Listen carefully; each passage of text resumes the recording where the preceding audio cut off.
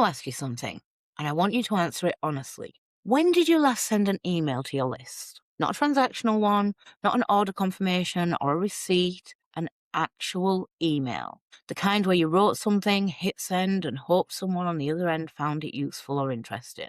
Or at the very least, not immediately annoying. If the answer is recently, I have a rhythm and it's working. Brilliant! This episode is going to help you refine it. If the answer is a few weeks ago, that's fine.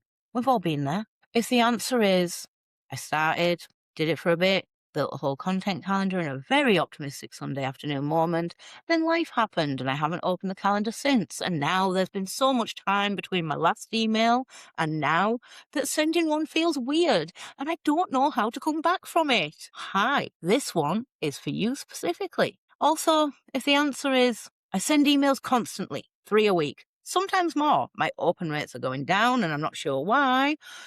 Also stay, because we need to talk about volume. Hey up, I'm Lee. And this is week 15 of Basic AF. Let's get into it. Email is one of the most consistently underrated tools in a small business owner's toolkit. Not because it's exciting. It isn't. Trust me, not particularly. But because it's direct, it's personal, and it's one of the few places online where you're not competing with an algorithm for attention. I mean, the spam folders, but, someone who has given you their email address has given you something real. They've said in a small way, I want to hear from you. The problem is what people do with that. The most common mistake isn't sending bad emails. It's one of two things, either not sending at all because the content calendar collapsed and the gap got awkward and now the whole thing feels like too much to restart, or sending too much because somebody told you consistency is key. And you interpreted consistent as frequent, and now your list is slowly turning on you. Both of these mistakes come from the same misunderstanding. That email is about volume, that the more you send, the more present you are, the more trust you'll build. That's bullshit. Email is about relevance. One email that lands at the right moment for the right person is worth 40 emails that get skimmed and archived or even deleted without opening. The question is not, how often should I send an email? The question is, what should I send and how do I decide? You might remember Lisa from way back in week 8, pricing. She makes hand-poured wax candles. She was selling them at £12 and we talked about why 18 was the right price and how to hold it. She held it. Sales didn't collapse.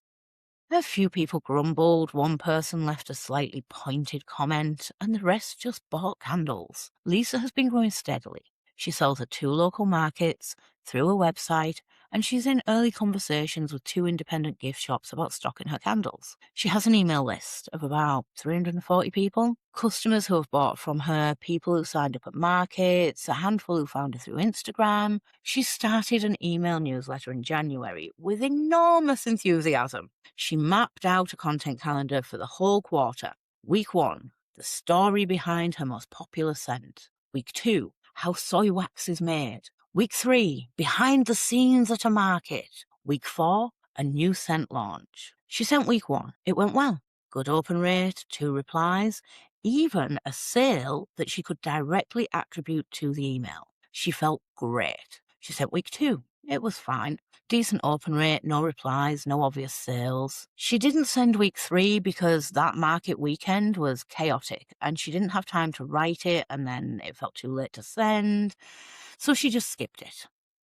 Week 4, she tried to send, but the new scent wasn't quite ready, so she postponed. It's now been 6 weeks since her last email. She has 3/4 of a content calendar sitting in a document. She feels vaguely guilty every time she sees that document. She doesn't know whether to pick up where she left off, start again, or just accept that newsletter didn't work and move on.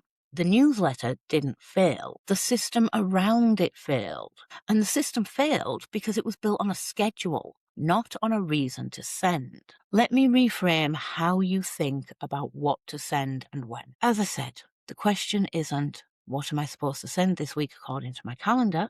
The question should be, do I have something worth saying right now? And if the answer is yes, send it. If the answer is no, then don't. I know that sounds too simple. Stick with me here. An email is worth sending when it does at least one of these things for the person reading it. It gives them something useful they didn't have before. A tip, a how-to, an answer to a question they've probably been asking, a piece of information relevant to their life or their purchase. It gives them something that they want to know.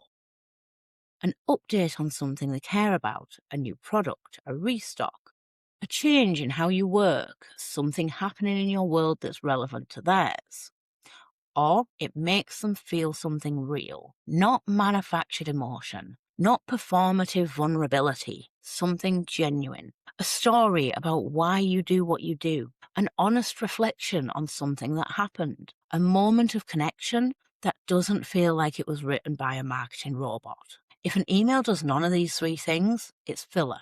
And filler trains your list to skim you or stop opening you, which is worse than not sending at all.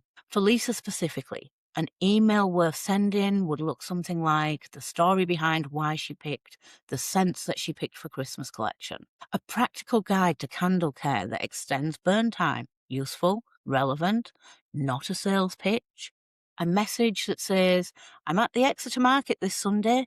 If you want to come and smell some things in person, rock up. A restock notification for the scent that always sells out.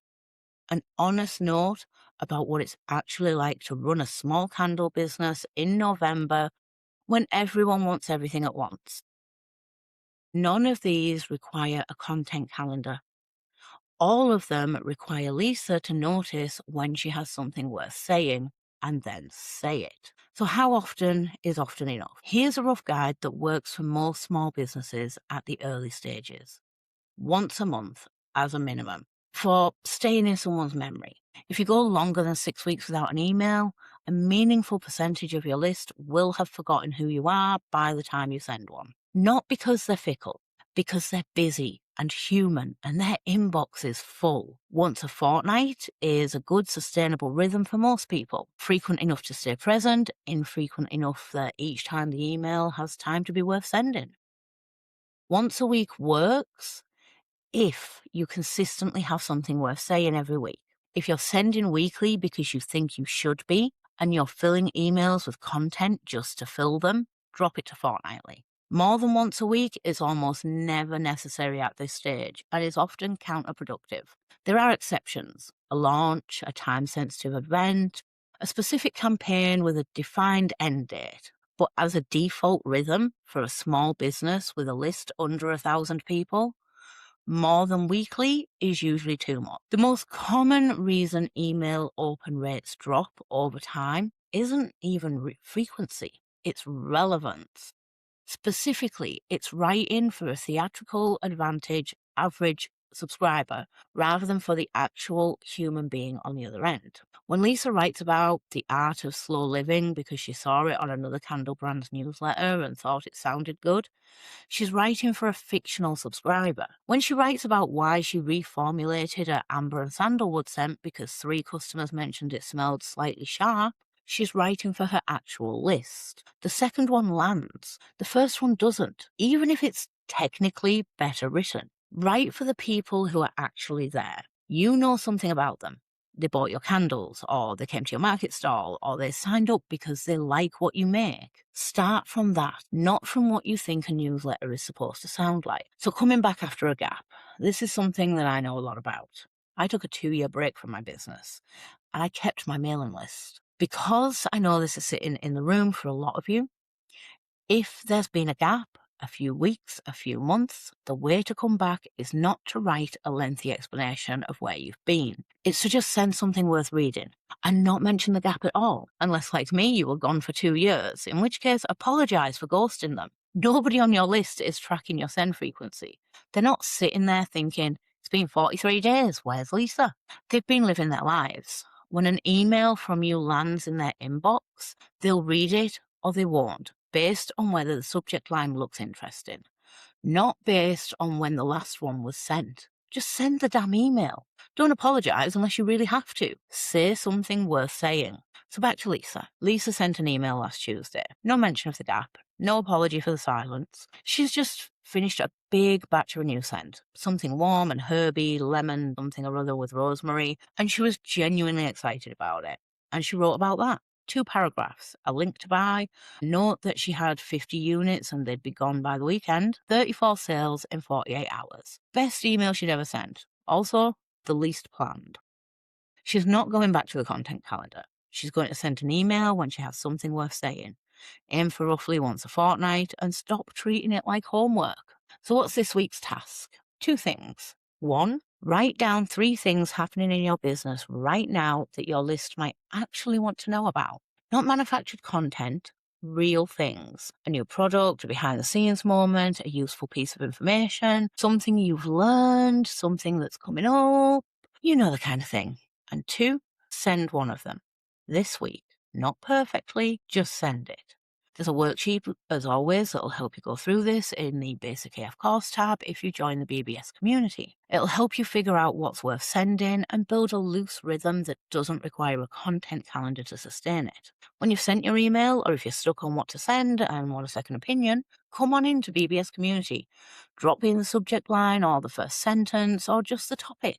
Getting eyes on it before you send it is always useful, and the community has good instincts. There's a link in the show notes. Next week, we are talking about sustainable content rhythm, more broadly, not just email, but the whole question of how to show up consistently online without turning content creation into a second full-time job. Because there's a version of this that works with your actual capacity, and it probably looks very different to what you're currently imagining. I'll see you there.